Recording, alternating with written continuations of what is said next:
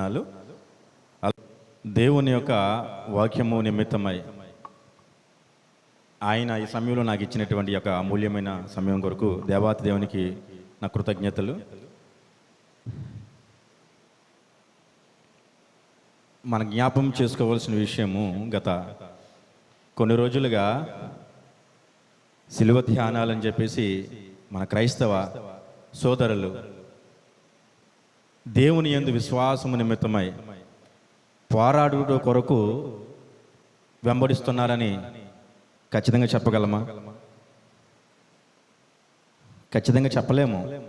ఆ 40 రోజుల ఉపవాస దినములు, లెంటి డేస్, ఎవరైతే ప్రియ సహోదరులు ఎవరైనా సరే దేవుని యొక్క ఉద్దేశాన్ని గ్రహించి వాటిని వెంబడించే వాళ్ళు ఎవరైతే ఉన్నారో వాళ్ళ యొక్క విజ్ఞాపన దేవుడు గ్రహిస్తూ ఉన్నాడు.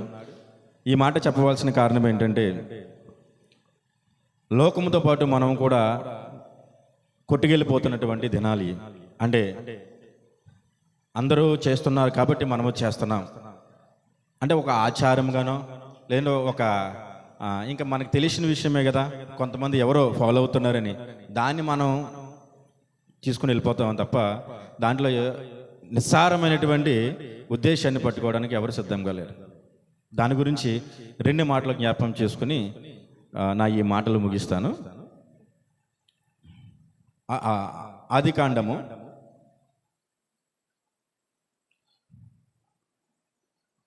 7వ అధ్యాయము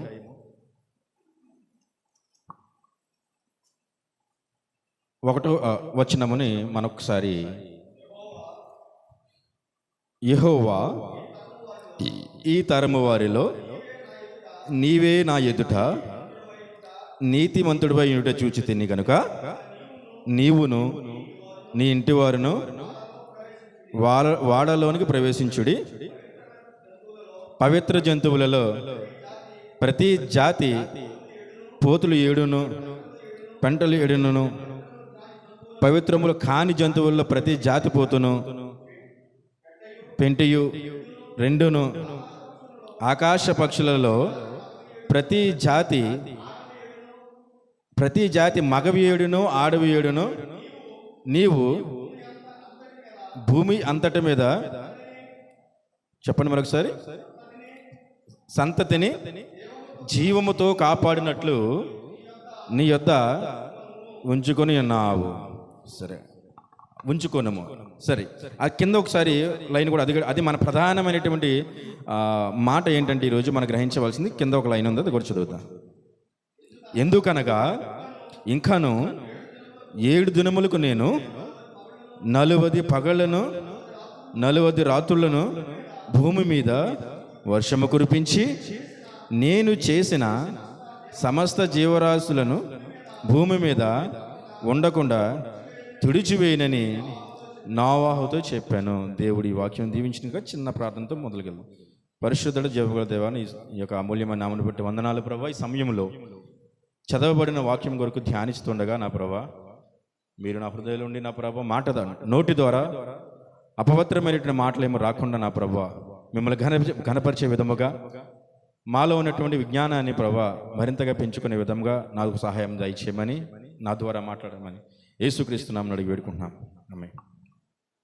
ఇక్కడ మన ప్రధాన ఉద్దేశం ఏంటంటే, నోవహు గారి కాలంలో 40 దినములు 40 పగళ్ళు ప్రచండమైనటువంటి వర్షము కురిచింది అని పరిశుద్ధ లేఖనాలు సెలవిస్తూ ఉంది.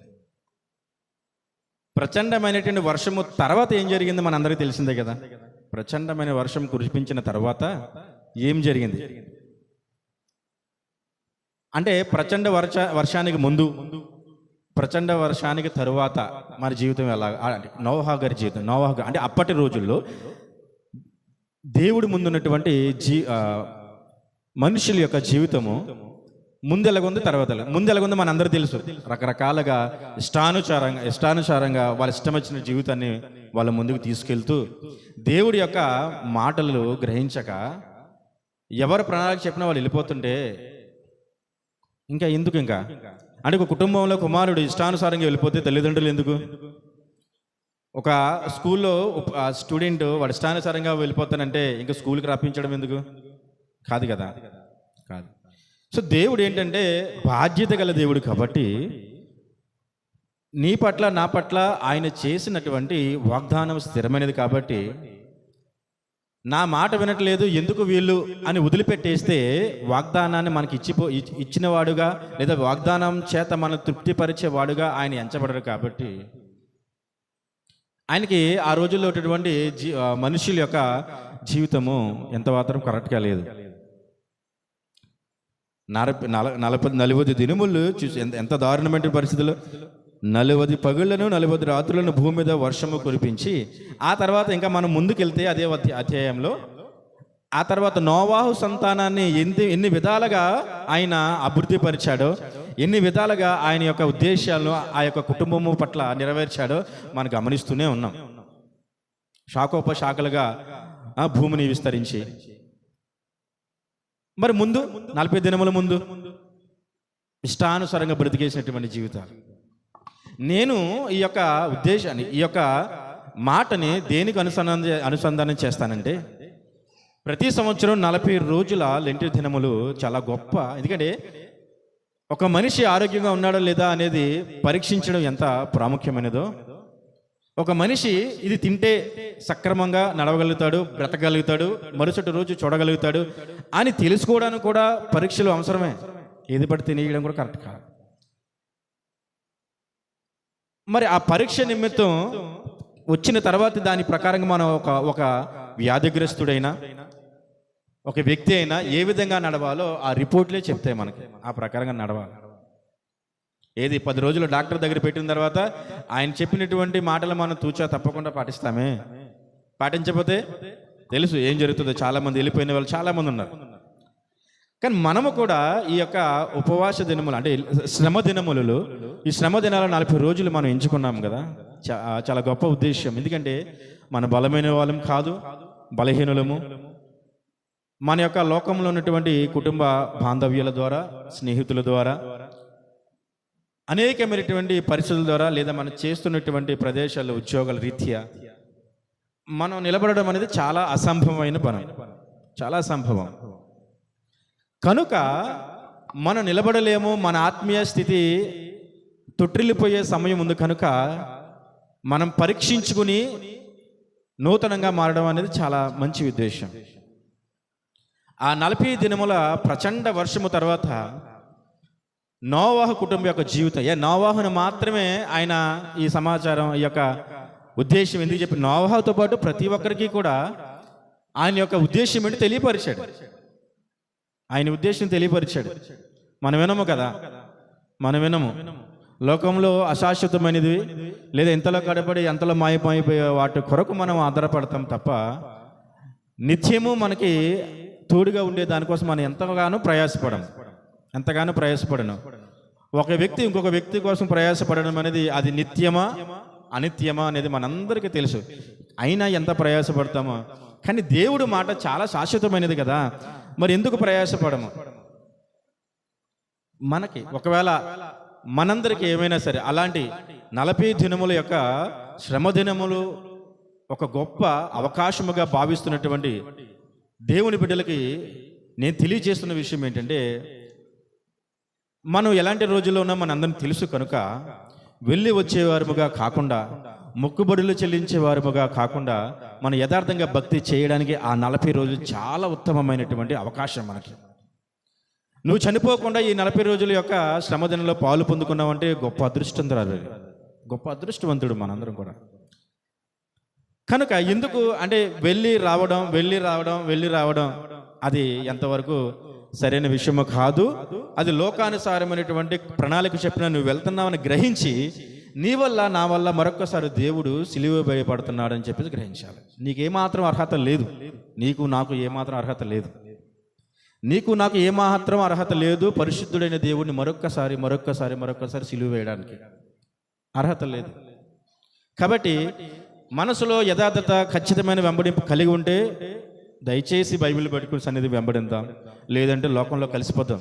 అస్సలు వేషధరవాళ్ళ భక్తి చేయడం అనేది కరెక్ట్ కాదు. ఎందుకంటే మనకన్నా రోషము కలిగి మనకు మాదిరిగా ఉండే అనేక దైవజనులు ఈ రోజుల్లో వాళ్ళ యొక్క జీవితాలు ఏ విధంగా గమనిస్తూ ఉన్నాం. ఎవరి వల్ల అని చెప్పగలనంటే నా వల్ల, లేదా మీ వల్ల, లేదా దేవుడి యొక్క మార్గాన్ని ఖచ్చితంగా నడిచి ఎదుటి వాళ్ళకి ఖచ్చితంగా దాన్ని చూపించలేకపోతున్నటువంటి వ్యక్తుల ద్వారే కదా మన పై వాళ్ళు దూషించబడుతున్నారు, మన పై వాళ్ళు చంపివేయబడుతున్నారు. మనకు మాదిరిగా ఉన్న లేక మార్గాన్ని నిర్దేశించేటువంటి వ్యక్తులు కనుమరుగైపోతున్నారు. ఎవరి వల్ల? మన వల్లే. ఎందుకంటే రోషము కలిగి నువ్వు సన్నిధికి వెంబడిస్తావు, దేవుని వాక్యాలను పఠిస్తావు, దేవుని ఆరాధనలో పాలు పొందుకుంటావు, దేవుని మాటలు మనం ఆలకిస్తాము. కానీ లోకంలో అన్యులు ఎదుట, లేదా లోకంలో మిగతా వ్యక్తులు ఎదుట నీ జీవితం ఎలా ఉంటుందో దాన్ని బట్టే కదా అందరూ దూషించబడుతున్నారు. దాన్ని బట్టే కదా. ఒకవేళ అలాంటి ఉద్దేశాలు ఎవరికైనా ఉంటే వెళ్ళిపోదాం, లోకంలో కలిసిపోండి, ఎవ్వరు రావద్దు. నేను వెచ్చలవిడి నా జీవితాన్ని నా లోకంలో నేను ముందుకు తీసుకెళ్ళిపోతే, వెచ్చలవిడిగా నేను వెళ్ళిపోతే నా తండ్రికి గౌరవంగా ఉంటుందా? ఉండదు. మంచిగా ఉండాలా, మంచిగా ఉండి నా వెనకల వారికి, నా పితరులు ఏవైతే చూపించారో దాని మార్గంలో నేను మంచి నడవక చేసినట్లయితే ఎవడండి మనల్ని దూషించేది? మన దేవుణ్ణి నిందించేది ఎవడు? ఇప్పుడు మన దేవుణ్ణి నిందిస్తున్నాడు. ఎందుకంటే అత్యున్నత సింహాసనం పైన ఆశీనుడు అనే దేవుడు, మహారాజు, గొప్ప ఆధిక్యత కలిగిన దేవుడు, మహాగణుడైన దేవుడు నీ వల్ల నా వల్ల దూషించబడడానికి ఏమాత్రం ఖచ్చితమైన విషయం అది లేదు. నా వల్ల దూషించబడట్లేదు, నేను సంఘానికి వెళ్తున్నాను. నా వల్ల దూషించబడట్లేదు, నేను 40 రోజుల శ్రమదానాలను నేను పద్ధతిగా ఫాలో అవుతున్నాను అంటే దేవుడు నీ పట్ల చాలా సంతోషపడతాడు. కానీ నీ మనస్సాక్షికి తెలుసు అది నీవు ఆచారంగా చేస్తున్నావా, లేదా దేవుని యొక్క మాట నిజమైనది, ఖచ్చితమైనది, ఆయన మార్గం సజీవమైనదని నువ్వు గ్రహించి ముందుకెళ్తున్నావా అనేది మనందరికీ తెలుసు. ఎక్కడైనా దేవుని బిడ్డలుగా చెప్పుకుంటున్న మనందరము కూడా ఖచ్చితమైనటువంటి భక్తి చేస్తే మన తర్వాత మన బిడ్డలకి ఒక మంచి మార్గం ఉంటుందని గ్రహించాలి. వివాహాలు చేసుకోవడం, పిల్లల్ని పొందుకోవడం గొప్ప విషయం కాదు. అలా చెప్పుకుంటే అనేకమైనటువంటి జీవులు అని మనతో పోల్చుకున్నట్టు అనేకమైన జీవులు ఈ లోకంలో ఉన్నాయి. ఒక మాట మనం అనకూడదు, కానీ మనం అనాలి. అవి కూడా మనం ఫాలో అవుతున్న క్రమాన్నే ఫాలో అవుతున్నాయి. కానీ మనం ఏం చేయాలి? నీ పిల్లలకి ఏమి విత్తుతున్నాము, నీ పిల్లలకి ఏం చేస్తున్నాం అనేది మనం గ్రహించాలి. ఆ విధంగా చేస్తే అంటే మన పిల్లలకనే కాదు, సార్వత్రిక సంఘానికి మన జీవితం ఒక ఆదర్శంగా ఉండాలి. అప్పుడు ఈ యొక్క అంతకుముందు చాలా అసూయతోనూ, పాపముతోనూ, లేదా అనేక లోకంలో ఉన్నటువంటి అసహనాలతోనూ, అభిషారముతోనూ, రకరకాల దేవుడికి అసహ్యమైనటువంటి అనేకమైనటువంటి విధాలుగా ఆనాటి ప్రజలు ఇష్టం వచ్చినట్టు వాళ్ళ జీవితాన్ని గడిపేస్తున్నారు. దేవుడు ఊరుకుంటాడా? నీ తల్లిదండ్రులు, నా తల్లిదండ్రులు, మన తల్లిదండ్రులు చూసి భరించొచ్చేమో నీ యొక్క క్రమం సరిగా లేదు, ఏమైపోతావు అని. మన యొక్క దేవాతి దేవుడు, మన పరమ తండ్రి, ఆయన ఊరుకోడు కదా. ఆ 40 రోజుల ప్రచండ వర్షము ఈ రోజుల్లో కురిపిస్తే నోవాహు కుటుంబం వల్లే మనం రక్షించబడతామా? రక్షించబడలేము. అలాంటప్పుడు ఇంకెందుకు నీ భక్తి జీవితము, ఇంకెందుకు మన యొక్క క్రైస్తవ జీవితం? బైబిల్ పక్కన పెట్టేసి లోకంలో కలిసిపోతాం. ఖచ్చితమైన వెంబడింపు ఉంటేనే దేవుని వెంబడదు. ఎందుకంటే ఇప్పుడు అంటే ఎవరికైనా దేవుని యొక్క సన్నిధిలో స్థానం ఉంది, ఎప్పటికైనా మారతాడనే ఆ యొక్క కనువిప్పు కలుగుతుందని దేవుడు దీర్ఘశాంతము కలిగి ఉన్నాడని మనకు తెలుసు. కానీ రోజులు చాలా మీదకి వచ్చేస్తున్నాయి, మన మీదకి వచ్చేస్తున్నాయి, చాలా ఉగ్ర రూపం దాల్చి మన మీదకి వచ్చేస్తున్నాయి. ఇంకా అదే విధంగా ఉంటే ఎంతవరకు సరైన విషయము? అలాగే ఇంకా మోషే 430 సంవత్సరాల ఇశ్రాయేలు యొక్క దుర్భర జీవితాన్ని యెరూషలేములో, ఐగుప్తులో విడిపించి నడిపించే క్రమంలో కనాను దేశానికి తీసుకెళ్ళాలి కదా. కనాను దేశం యొక్క పరిస్థితులు ఎలా ఉన్నాయని చెప్పేసి వేగులు వారిని పంపించినప్పుడు అక్కడ మనకి సరైనటువంటి సమాచారం ఇచ్చింది ఇద్దరే. మిగతా వాళ్ళు 12 గోత్రాల వాళ్ళం అని చెప్పుకుంటాం కదా, ఇద్దరు మాత్రమే మనకి సరైన సమాచారం. అంటే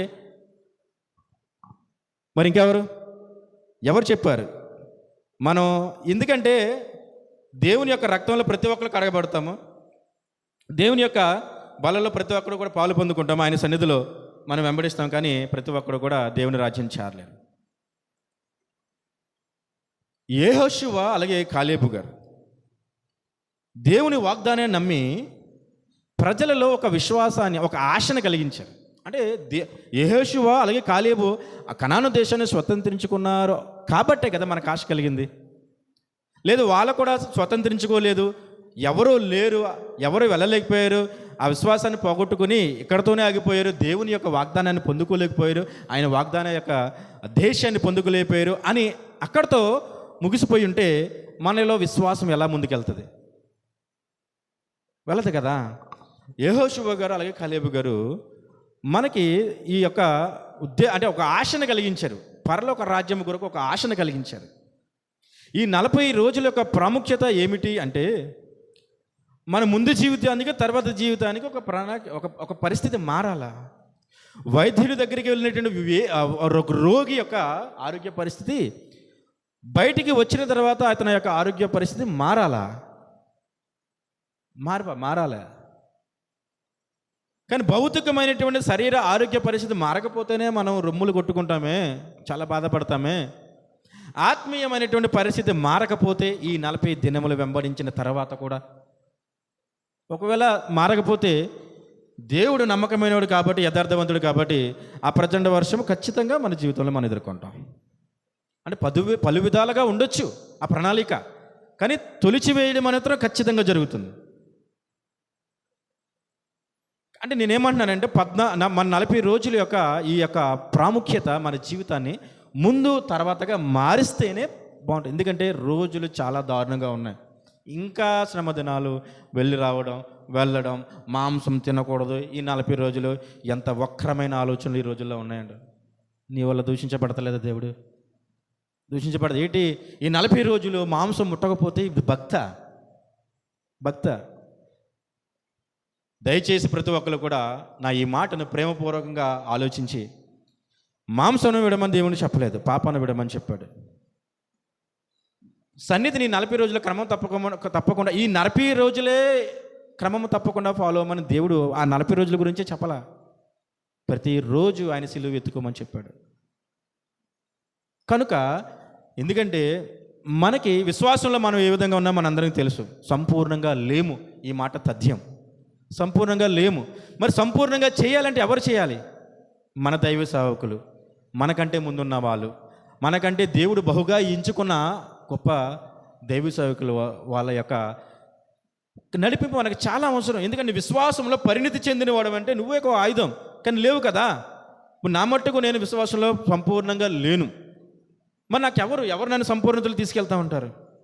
ఎవరు నన్ను సంపూర్ణతలకు తీసుకెళ్ళాలి? నేను వెంబడిస్తున్న దైవజనులు, నేను వెంబడిస్తున్నటువంటి దేవుడు ఎన్నుకున్న అనేకమైన దైవజనులు, ఆయన మాటలు. మరి ఆ మాటలు చెప్పేవారే లేకపోతే ఎలాగా?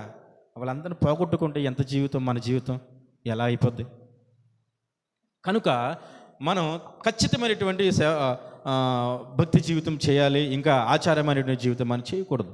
చేస్తే ఈ 40 దినములు నువ్వు ఒక ధన్యతను పొందుకున్నావేమని తర్వాత ఈస్టర్ రోజున మనకు కావాల్సిన అన్ని తింటాం కదా. ఒకసారి మనస్ఫూర్తిగా మనం ఆలోచించినట్లయితే మన జీవితం ఏ పాటుదో మనకు అర్థమైపోతుంది. ఎందుకంటే ఈ 40 రోజుల యొక్క ప్రణాళికను మనం వెంబడించిన తర్వాత మనకి ఏమొస్తుంది? నూతనమైనటువంటి ఆశ కలగాలి. యెహోషువ వలన, కాలేబు వలన కనాను దేశము దేవుడు మనకు అనుగ్రహిస్తాడనే ఆశ మనకు కలిగింది. వాళ్ళు పొందుకున్నారు కాబట్టి మనం కూడా పొందుకోవడానికి అవకాశం ఉంది. కానీ వెళ్ళిన వాళ్ళందరూ కనుక్కున్నారా? వేగుల వాళ్ళందరూ కనుక్కున్నారా? 12 గోత్రముల వారిని పంపిస్తే 2 మాత్రమే, మిగతా 10 వెళ్ళి అక్కడ పరిస్థితులు చాలా ఘోరంగా ఉన్నాయి, బాలేదు, అది లేదు, ఇది లేదు, ఏమి తప్పు అంటే ఒక తప్పుడు సమాచారం అనొచ్చు, లేదా దాని గురించి వ్యతిరేకమైన సమాచారం ఇచ్చారంటే వీళ్ళకి, మోషే గారికి. మరి వీళ్ళిద్దరూ దేవుని యొక్క రాజ్యాన్ని, ఆ దేవుని యొక్క వాగ్దాన దేశాన్ని పొందుకున్నారు. వాళ్ళు పొందుకున్న తర్వాత ఒకవేళ వాళ్ళు పొందుకోకపోతే నిజంగా వీళ్ళు చెప్పిందే సాధ్యం అనుకుంటా. అంటే దేవుడు నమ్మకమైన వాడు కాదు, ఆయన వాగ్దానం చేశానని చెప్పాడు కదా, అది సరైనది కాదు. ఒకవేళ నిజమైనదే అయితే మరి వీళ్ళు ఎందుకు పొందుకోలేకపోయారు? ఎందుకు పొందుకోలేకపోయారు? కానీ పరలోక రాజ్యము ఉందని నువ్వు నమ్మితే పోగొట్టుకున్న వారు ఉన్నారు, పొందుకున్న వాళ్ళు కూడా ఉన్నారని నువ్వు గ్రహించాలా. పొందుకున్న వాళ్ళని మనం వెంబడించాలా. దౌర్భాగ్యం ఏంటంటే మన వెంబడింపు అంతా కూడా మన స్వప్రయోజనాల కొరకు, మన యొక్క జీవిత నిర్దేశాన్ని స్థిరపరచిన వాళ్ళ కొరకు మనం ఉంటాం తప్ప దేవుని రాజ్యాన్ని వెంబడించే విధంలో మన యొక్క ప్రణాళిక ఉండదు. మరిక 40 దినముల యొక్క ఈ యొక్క క్రమమును పాటించే ఏమొస్తుంది, ఏమి రావాలి? అసలు పొందుకున్నాం కదా, మనం ప్రత్యక్షంగా మనం పాలు పొందుపోయినప్పటికీ పరోక్షంగా 40 దినములు కాదు కదా, ప్రతిరోజు దేవుని స్తుతిస్తున్నాం. మరి ఏమొచ్చింది మనకి? ఏం పొందుకుందాం? ప్రచండ వర్షానికి ముందు తర్వాత ఏం జరిగింది? ఈ 40 దినముల శ్రమ దినములకు ముందు మన జీవితం ఎలాగుంది, తర్వాత జీవితం ఎలాగుంది? ఇంక ఎంతకాలమో మన జీవితం అదే విధంగా ఉంటే తెలియట్లేదు. ఇంకా ఫలించని చెట్టు మన పెరట్లో ఉన్నా కొట్టేస్తామే, అది నీకు సరైన ఉదాహరణగా నీ జీవితంగా అర్థం కావట్లేదా? కాబట్టి మనం ఏం చేయాలంటే నూతనమైనటువంటి హృదయాన్ని మనకు దేవుడిస్తాడు. ఈ 40 దినముల యొక్క ప్రాముఖ్యాన్ని మనం గ్రహించి దేవుని వాక్యాన్ని వెదజల్లుతున్నప్పుడు దాని యొక్క విషయాలను గ్రహించి మనం అలవరుచుకున్నట్లయితే చాలా గొప్పగా ఆయన యొక్క నూతన ప్రకాశవంతమైనటువంటి జీవితం మనకిస్తాడు. మరి ఒకవేళ ఎన్నో సంవత్సరాలుగా నేను చేస్తున్నాను, ఎన్నో సంవత్సరాలుగా నేను ముందుకెళ్తున్నాను లేదు అంటే, దేవుడు నమ్మకమైన వాడు కాబట్టి నీకు ఆ పొందుకోలేకపోయేలేవంటే నువ్వు సరైన విధముగా నువ్వు దాన్ని మొదలు పెట్టాల, సరైన విధముగా నువ్వు దాన్ని వెంబడించలేదు. కాబట్టి దయచేసి మనం లోకములో ఉన్నటువంటి విధముగా ఆచారాలు మనం చేయకూడదు. చెప్పులు తీసేసి బట్టలు ప్రత్యేకమైన మాలలుగా ధరించినటువంటి వస్త్రాలు వేసుకుని రోడ్డులపైనటువంటి నడుచుకుంటూ చర్చిలకి వెళ్ళి పుణ్యము చేశాను అని చెప్పుకోవడం అది చాలా దౌర్భాగ్యమైన విషయం. భక్తి ఏ విధంగా చేయాలో ఇప్పటికీ ఈ క్రైస్తవ సంఘానికి తెలియకపోవడం చాలా బాధాకరమైన విషయం. చేద్దాం, గడిపేద్దాం, ప్రచండ వర్షం రానే వస్తుంది, అప్పుడు ఏ విధంగా ముందుకెళ్తాం తెలుస్తుంది. అదేవిధంగా ఈ 40 రోజులు మనం వెంబడిస్తే నూతన ప్రత్యక్షత మన జీవితంలో రావాలి. నూతన ప్రత్యక్షత మన జీవితంలో రాకపోతే ఏ విధంగా ఉంటుంది? ఇంకా ఎంతసేపు పాత జీవితము రోత జీవితం మనలో ఉంటే ఎలాగా? ఒక 1000 రూపాయలు వైద్యుడికి ఇచ్చి అసలు మనకి అనారోగ్య పరిస్థితి నయము కానట్లయితే ఏం చేస్తాం మనం? ఆయన చేతి బాగాలేదు, సరైన ట్రీట్మెంట్ చేయట్లేదని వెళ్ళిపోతాం, కేవలం 1000 రూపాయలకి. అది అంటే మనకి న్యాయము అంటే మన పరిధిలో ఉంటే ఒకటి, వేరొక పరిధిలో ఉంటే ఇంకొకటి అని ఈ 40 రోజులు వెంబడించి బిడ్డలకి ఇదేమాత్రము సరైన విషయం కాదు. ఒకసారి మొదటి రాజుల గ్రంథము 9వ అధ్యాయము తీద్దాం. ఒకసారి 9వ అధ్యాయము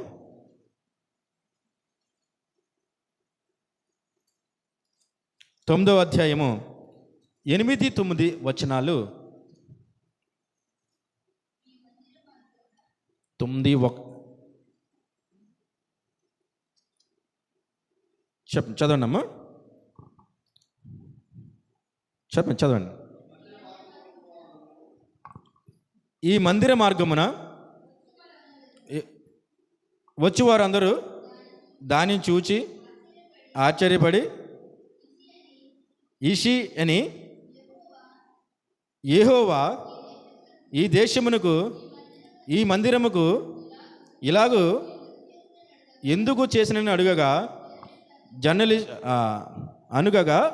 జనులిట్లందరూ ఐగుప్తు దేశంలో నుండి తమ పితరులను రప్పించిన తన దేవుడైన యెహోవాను వారు విడిచి ఇతర దేవతలను ఆధారము చేసుకుని కొలిచి పూజించిరి. చూసారా? విడిపించిన తర్వాత కూడా మనం ఆ విధంగా ఉంటే ఎంతవరకు సరైన విషయం? అసలు సరైన విషయము కాదు. ఎంతవరకు సరైన విషయం కాదు. సో కాబట్టి మనం ఏం చేయాలంటే మనము దేవుని యొక్క సన్నిధిలో ఆయన యొక్క నామమును వెంబడించిన మనము 40 దినములు ప్రాముఖ్యంగా ఎంచబడిన మనము ఏ విధంగా ఉండాలని ఖచ్చితమైనటువంటి నడిపింపు మనలో ఉంటే దేవుని యొక్క నామం మన పట్ల ఏమాత్రము మన ద్వారా దూషించబడకుండా ఉంటుందనే విషయం మనం గ్రహించాలి. కాబట్టి నూతన ప్రత్యక్షత, నూతన ధర్మశాస్త్రము, నూతన ఆశ, ఇవన్నీ మనకి ఈ యొక్క 40 దినముల యొక్క ప్రాముఖ్యత తర్వాత మనం పొందుకోవాలి. అలా పొందుకోకపోతే మనం వెంబడించినా సరైన విషయం కాదు. మనం వెంబడించినా ఎలాంటి ఉపయోగం లేదనే మనం చెప్పాలి. సో కాబట్టి మనం అందరి వల్లే కాకుండా, లోకము వెళ్తున్న దారిలో కాకుండా పరీక్షించుకుని దేవుని యొక్క సన్నిధిని మనం వెంబడిస్తే మన ప్రార్థన, మన జీవితం, మన యొక్క దైవ సేవలకి లేదంటే లోకంలో మన సోదరులకి చాలా అవసరం. ఖచ్చితమైన జీవితాన్ని మనం ముందుకు తీసుకెళ్దాం.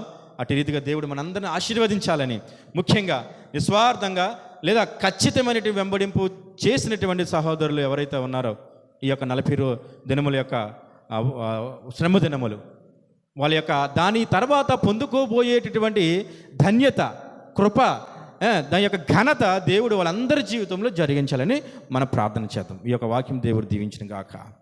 ఆమేన్.